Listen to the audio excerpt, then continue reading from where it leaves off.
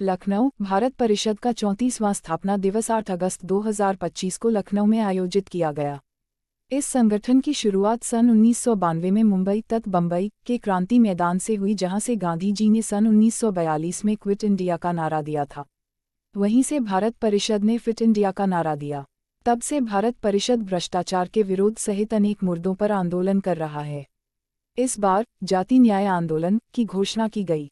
भारत परिषद के राष्ट्रीय अध्यक्ष पूर्व न्यायाधीश श्री चंद्रभूषण पांडेय ने इस अवसर पर बोलते हुए कहा कि जाति न्याय आंदोलन प्रत्येक जाति की भागीदारी एवं हिस्सेदारी दिलाने के लिए छेड़ा गया है। जाति के आधार पर जो अगड़े पिछड़े दलित की आरक्षण व्यवस्था आज़ादी के बाद से शुरू की गई थी, उसको समाप्त किया जाए, क्योंकि उससे प्रत्येक जाति को न्याय नहीं मिला, न उनको अपना हिस्सा मिला और न ही उनकी भागीदारी हुई। इसीलिए प्रत्येक जाति को उनकी संख्या के आधार पर हक और हिस्सा दिया जाना चाहिए, ताकि अभी तक पूरी तरह से उपेक्षित सैकड़ों जातियों को आज़ादी का लाभ मिल सके। इस अवसर पर राष्ट्रीय अध्यक्ष पूर्व न्यायाधीश श्री चंद्रभूषण पांडेय ने घोषणा किया कि जाति न्याय आंदोलन को आगे बढ़ाने के लिए गांवों में रहने वाले प्रत्येक जाति के सदस्य को सम्मिलित करके जाति न्याय समिति बनाया जाएगा। इस समिति द्वारा देश भर में आंदोलन छेड़ा जाएगा।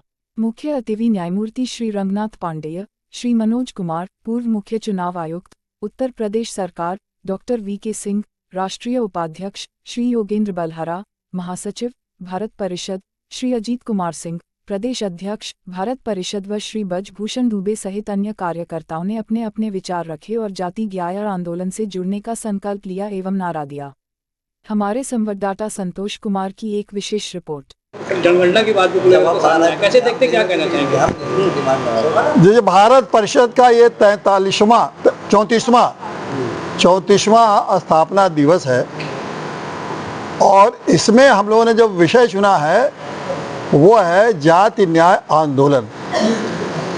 सवाल है कि जाति न्याय है क्या, ये आप लोगों के अंदर सबके अंदर उत्सुकता होगी।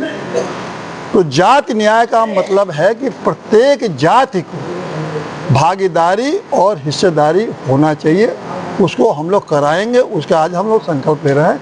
प्रत्येक जाति, अभी तक जो व्यवस्था चल रही है वो अगड़े पिछड़े और दलित के आधार पर वर्गीकरण किया गया है और उसके हिसाब से आरक्षण देके और वो व्यवस्था चली जा रही है।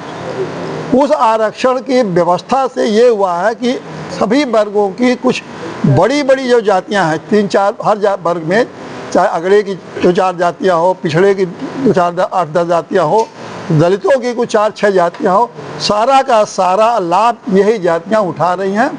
जबकि तमाम सैकड़ों जातियां हैं हर वर्ग में जिनको कि लाभ नहीं मिल रहा है।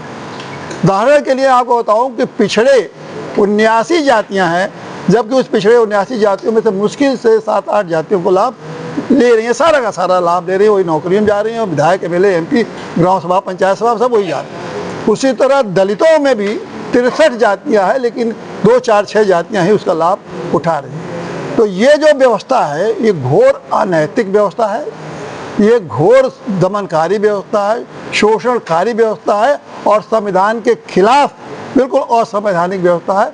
तो इसको ख़त्म करके हम लोगों ने ये तय किया है कि हम हर जाति को उसकी संख्या के हिसाब से हम लोग उनको हिस्सेदारी और भागीदारी कराएंगे। और क्योंकि ये क्यों ऐसा अवसर आया, क्योंकि अब जाति जनगणना हो रही है, तो जाति जनगणना के बाद तो हर जातियों की संख्या आपके पास उपलब्ध रहेगा। ब्राह्मण से लेकर डोम तक की संख्या आपके पास उपलब्ध होगा। तो डोम को भी उस व्यवस्था में उतना ही हक है जितना कि ब्राह्मण को है।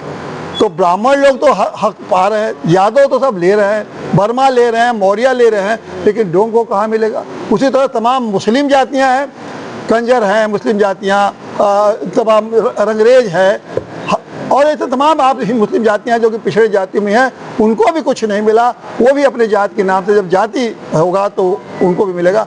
तो हम लोगों की मांग है कि ये अगड़े पिछड़े दलित का जो विभाजन है या वर्गीकरण है उसको ख़त्म किया जाए और सभी जातियों को उनके संख्या के आधार पर उनके लिए पद, नौकरी, विधानसभा में स्थान, गांव सभा में स्थान, पद और नौकरी सब जो है उनको जात के संख्या पर आधार पर दिया जाए। जिसकी संख्या भारी, जो पुरानी नारा है, जिसकी संख्या जितनी भारी उसकी उतनी हिस्सेदारी। तो इससे क्या होगा कि सभी जातियों को हक और हिस्सा मिलेगा, सभी जातियों के साथ न्याय होगा और सबसे बड़ा सुखद बात हुआ कि सब में भाईचारा होगा, सब में आपसी प्रेम होगा, राष्ट्र में एकता होगी और सभी सशक्त होंगे, सभी संपन्न होंगे और सभी जातियों को सम्मान मिलेगा। तो इसलिए हम लोगों ने जाति न्याय, और यही जाति न्याय है कि किसी जाति को हम छोड़े नहीं, सबको सम्मान और दिलाएं।